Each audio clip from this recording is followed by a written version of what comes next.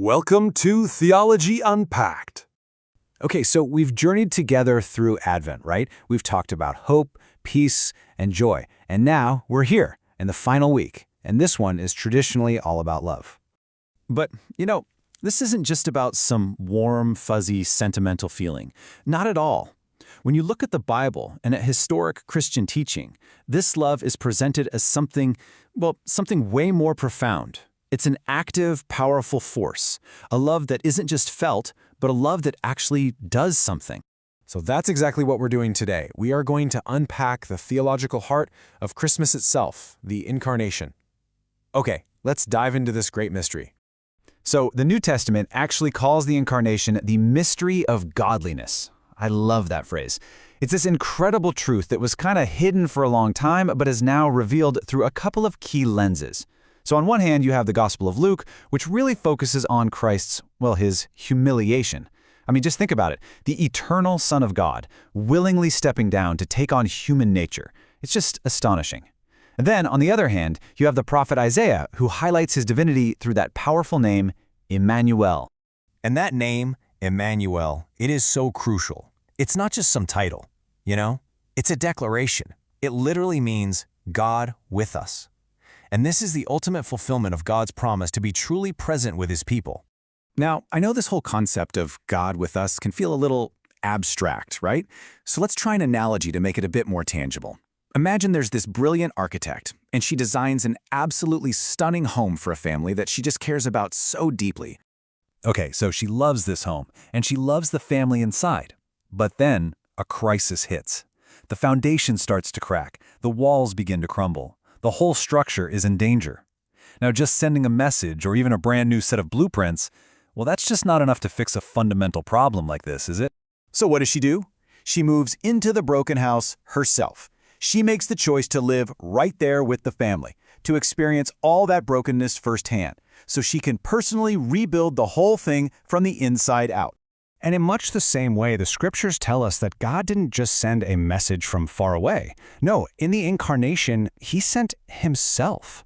And this brings us to our next really important point, understanding why this wasn't just a loving act, but why it was an absolutely necessary one.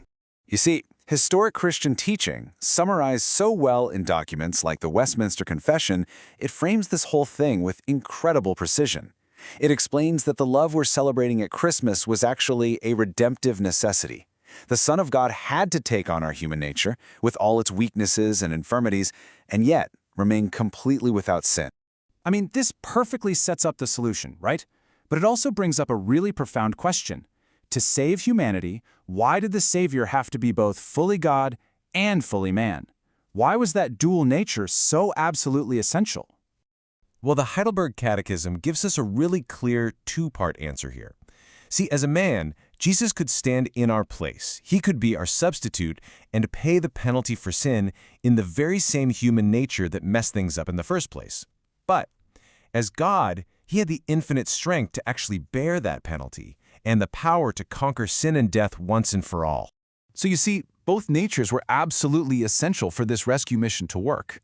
One without the other, it wouldn't have been enough. So the big question then is, how does this deep, heavy doctrine actually connect to our personal lives, to our devotion? Yeah, because this kind of theology isn't meant to just stay abstract, locked away in a book. It's designed to completely transform how we approach God. Our prayers can actually start to reflect this. We can begin with adoration, just praising God for the incredible humility of Christ. And that pretty naturally leads us to lament, right? Acknowledging our own brokenness, the very reason the rescue was necessary. From there, we can move to petition, asking for His work to truly change our hearts. And finally, we land on intercession, praying for others. And that final step, praying for others, it is so beautifully modeled for us in the song that Mary sings right after the angel's visit. It's known as the Magnificat. And in it, she just praises God for turning the world's power structures completely upside down. Her song is this powerful reminder that God's rescue plan, it just doesn't follow the world's rules of power and status. It's a plan that brings down the proud and lifts up the humble. And that brings us to our final and maybe most crucial point.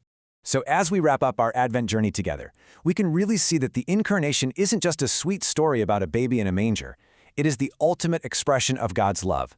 It's the absolute fulfillment of his covenant promise to be with his people and to do for them what they could never, ever do for themselves. It's the moment that architect moved right into the crumbling house. And so, the question this all leaves us with is this. How does knowing that God is truly with us, not just for us, but with us, how does that change everything? How does it change how we live, how we love, and how we face all the brokenness, both in our world and in our own hearts? Thanks for tuning in to Theology Unpacked. Please like, subscribe, and share this with the first person you thought of who needs to hear.